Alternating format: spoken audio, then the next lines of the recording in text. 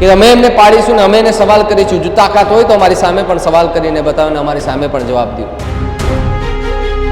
આ સાવરણીથી કદાચ અધિકારીઓને સાફ કરવા હોય તો સાવ બકવાસ ક્વોલિટી છે. તંત્ર કોને રમાડી રહ્યું છે? અધિકારીઓ કોને રમાડી રહ્યા છે?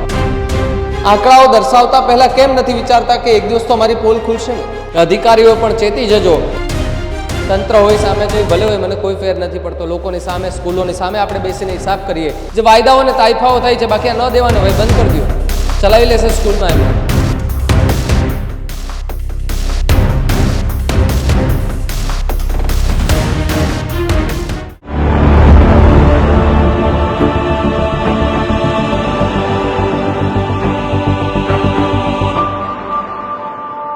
નમસ્કાર. કોડીનારના રીઠિયા પ્રાથમિક શાળામાં છે ને હવે તમને મારા હાથમાં સાવરણી દેખાતી હશે. તમને એવું લાગતું હશે કે આ સાવરણીથી કદાચ કચરો સાફ થઈ શકે, પણ હું એવું કહી શકું કે આ સાવરણીથી કદાચ અધિકારીઓને સાફ કરવા હોય તો છે જવાબ અધિકારી પાસે ન હોઈ શકે. એનું કારણ છે કે સવારથી જ્યારે અમે આજે બધા પેપરોના કાગળિયાઓ લઈને રખડીએ છીએ, હવે કાગળો પણ અમને કહી રહ્યા છે કે ભાઈ હવે અમને આરામ આપો, પણ બસ હવે થોડીક વારની અંદર આરામ આપીએ. પણ એ પહેલાં તમને આ સામાન બતાવું. તમે અહીંથી ચાલુ કરો કે જે હાર્પિક, આ જે વોશરૂમ ધોવાના જે કેમિકલ છે, પોતું મારવાના કેમિકલ છે, સાવરણા છે, બીજા જે સળીવાળા સાવરણા છે, આ ડબલા છે નાના, પછી આ જે સ્ક્રેપ છે કે જે સાફ સફાઈ કરવાનું બધું કચરો ભેગું કરવાનો આવે એ છે, વોશરૂમમાં નાખવાની દવા છે. હવે ટિશ્યુ પેપર કેમ આપે છે એ મને નથી ખબર, બાકી સંડાસ સાફ કરવાનું અને વોશરૂમ સાફ કરવાનું અને બધી જ સામગ્રી સાથે સાથે પોતા મારવાની જે વસ્તુ હોય એ બધી કિટ્સ આપે છે. હવે આ બધી જ વાતનો એકનો એક સવાલ બધામાં નીકળે છે, બધો જ સવાલ. કારણ કે અહીંયા અમે જેટલી શાળાઓમાં ફર્યા છે, લગભગ શાળાઓમાં, ત્યાંથી એક જ સવાલ થાય છે કે સ્વચ્છતાની કીટ 1 લાખ સ્વચ્છતાની કીટ આપણે જોઈએ 1,99,862 કે 65 રૂપિયા કઈ રીતે હોઈ શકે? હવે કદાચ 2 લાખ રૂપિયાની ઘરમાં મારા ઘરમાં વસ્તુ આવી હોય તો લગભગ એક રૂમ મારો ભરાઈ જાય આખો, પણ અહીંયા 2 લાખ રૂપિયાની વસ્તુ અહીંયા એક ખૂણો આખો ખાલી છે. એટલે જ્યાંથી પણ આવે છે, કદાચ સરકારમાંથી સારી એવી વસ્તુ મોકલતા હોય, લાખ રૂપિયાની સારી વસ્તુ મોકલે છે, તો પછી અહીંયા સુધી કેમ નથી પહોંચતી? કેમ એ પ્રકારના દ્રશ્યો? કારણ કે આ તમે જુઓ કઈ ક્વોલિટીની ડોલ હશે મને નથી ખબર. હવે આ કદાચ આ કેટલો ટાઈમ ચાલે એ પણ મને નથી ખબર. સાવ બકવાસ ક્વોલિટી છે. એટલે દેવું તો સારું દેવું હોય, આ તો એવા જેવું કે ભાઈ અમે દઈએ છીએ અને આ લોકો લઈ લે છે. સ્વાભાવિકપણે સ્કૂલોમાં તો કેવું હોય કે ભાઈ સ્વીકારવાની વાત કે ભાઈ ચલો માન્યું કે ભાઈ હવે આ સરકારે કે અથવા તો આ તંત્રએ અમને મદદ કરી છે, અથવા તો મદદ તો ન કહી શકાય, એની ફરજમાં આવે છે શિક્ષણ વિભાગના કે આ વસ્તુ એમણે કરી છે સ્વાભાવિક રીતે. પણ સારી એવી કંપનીના કોઈ આપે તો કંઈ ખબર નહીં. કારણ કે 2 લાખ રૂપિયાના જ્યારે સામાન અને માલની વાત થતી હોય ત્યારે સ્વાભાવિકપણે સવાલો એ ઊભા થાય કે તંત્ર કોને રમાડી રહ્યું છે? અધિકારીઓ કોને રમાડી રહ્યા છે? આંકડાઓ દર્શાવતા પહેલાં કેમ નથી વિચારતા કે એક દિવસ તો અમારી પોલ ખુલશે ને?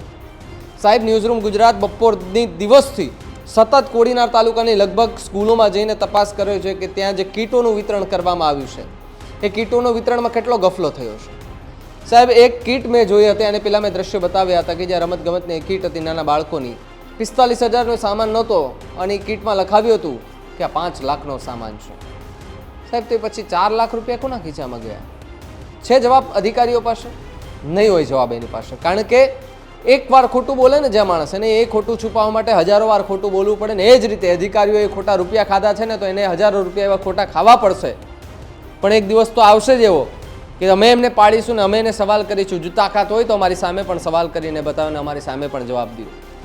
હું તમને કરું છું ગીર સોમનાથ જિલ્લાના અધિકારીઓને સવાલ કે મારી પાસે જે આંકડાઓ છે હું તમને બતાવું, તમે પણ આવો, હું પણ આવું, બંને બેસીએ, કરીએ હિસાબ કિતાબ. કોનો હિસાબ સાચો, કોનો હિસાબ ખોટો જોઈએ. તંત્ર હોય સામે તોય ભલે હોય, મને કોઈ ફેર નથી પડતો. લોકોની સામે, સ્કૂલોની સામે આપણે બેસીને હિસાબ કરીએ કે જે 2 લાખ રૂપિયાનો સામાન આપવાની જે વાયદાઓ અને તાઇફાઓ થાય છે, બાકી આ ન દેવાનો ભાઈ બંધ કરી દો. ચલાવી લેશે સ્કૂલમાં એમને.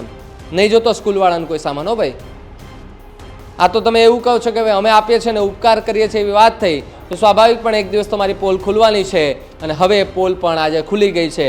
કારણ કે આના જેટલા હજારો કાગળિયા મારી પાસે છે કે જેની અંદર તંત્રએ કરેલી એ ભ્રષ્ટાચારની આખી લાળ આમાં ટપકે છે. અને લાળને અમે નીચે તો નહીં પડવા દઈએ, પણ એ અડધેરથી અટકાવી દેશું. પણ અધિકારીઓ પણ ચેતી જજો. કારણ કે જેટલાના નામ આવશે ને એના પ્રૂફ સાથે હું ખોલવાનો છું અને જે તે દિવસે મને જે અધિકારીઓના નામ સામે આવશે તો એની કેબિનમાં ઘૂસીને પણ એમને સવાલ કરીશ કે સાહેબ તમે તંત્ર સાથે તો ચેડા કરો છો, સરકારની તિજોરી સાથે પણ ચેડા કરો છો, સરકારના પૈસા પણ તમે ચાવ કરીને જતા રહો છો, નાનું ભવિષ્ય, નાનું બાળ, આપણે જેને શિક્ષણનું ધામ કહીએ છીએ એવા વિદ્યાર્થીઓ સાથે પણ ચેડા થતા હોય છે. તો આવા અધિકારીઓને કોણ માફ કરે? ગીર સોમનાથ જિલ્લાના અધિકારી અને સાથે સાથે ગીર સોમનાથ જિલ્લાના તંત્રને પણ એક વિનંતી છે કે વહેલામાં વહેલી તકે આ બધા જ માલની તપાસ કરે અને સાચો આંકડો સ્કૂલો સુધી મૂકે તો ખબર પડે. અને સરકારમાં એ દો આંકડો કે 2 લાખ રૂપિયાનું કહીને અમે 50,000નો માલ સ્કૂલોમાં પકડાવ્યો, 1.5 લાખ રૂપિયા તો અમે અમારા ખીચામાં નાખી ગયા છે.